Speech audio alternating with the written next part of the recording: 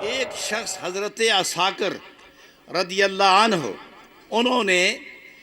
اپنی آنکھوں کا علاج کروانا چاہا، طبیب عاجز آ گئے، آنکھیں ٹھیک نہ ہو رہی تھیں، ہر طبیب کے پاس گئے، علاج کے بعد مایوس ہوئے تو بڑے روئے، بہت پریشان ہوئے، تو خواب میں سرکار دو عالم صلی اللہ علیہ وسلم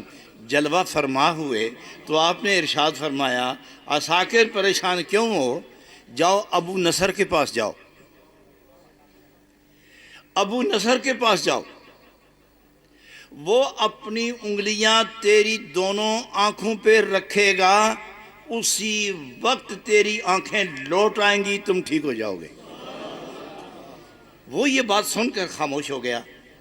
نبی اکرم قاسم جنت و کوثر صلی اللہ علیہ وسلم نے دوبارہ ارشاد فرمایا عساکر تم چپ ہو گئے، اٹھے نہیں، اور تیری خاموشی اضطراب کی غمازی کرتی ہے، تم مطمئن نہیں ہو؟ تو وہ بول پڑے یا رسول اللہ، وہ تو اتنا بڑا تاجر ہے کہ اونٹوں کی قطار آتی ہے، وہ خالی نہیں ہوتی، دوسری آتی ہے، سامان سینکڑوں اونٹ سامان لے کے جاتے ہیں، سینکڑوں آتے ہیں، رات دن مصروف رہتا ہے، کبھی لکھتا ہے، کبھی بیچتا ہے، کبھی لیتا ہے، تو وہ آدمی کیا میری آنکھوں پہ انگلیاں رکھے گا جو دنیا کے پیسے ہی کماتا رہتا ہے؟ تو سید عالم صلی اللہ علیہ وسلم نے ارشاد فرمایا عساکر تم زیادہ جانتے ہو کہ میں جانتا ہوں؟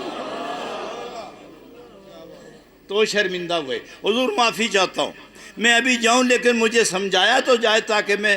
تسکین کی دولت لے کر جاؤں۔ تو نبی اکرم علیہ السلام نے فرمایا دن کو وہ تجارت کرتا ہے، پچھلے پیر وہ درس حدیث سنتا ہے، بیوی بچوں کا خیال، والدین کا خیال، پڑوس کا خیال رکھنے کے بعد جب بالکل پچھلی رات ہوتی ہے تو اس کا سارا وقت وَيَبِيتُونَ لِرَبِّهِمْ سُجَّدًا کی تفسیر بنتا ہے، اس کی رات سجدوں میں گزرتی ہے، اور پھر انگلیوں جو میں نے کہا نا کہ اس کی انگلیاں تیری آنکھوں پہ لگیں گی تو تیری آنکھیں لوٹ آئیں گی، تندرست ہو جائیں گی۔ تو وہ بات یہ ہے کہ وہ چپ کے صدقہ کرتا ہے، اور صدقہ جو ہوتا ہے نا، بندہ دینے والا جب دیتا ہے تو لینے والے سے پہلے خدا اپنے ہاتھ میں لیتا ہے۔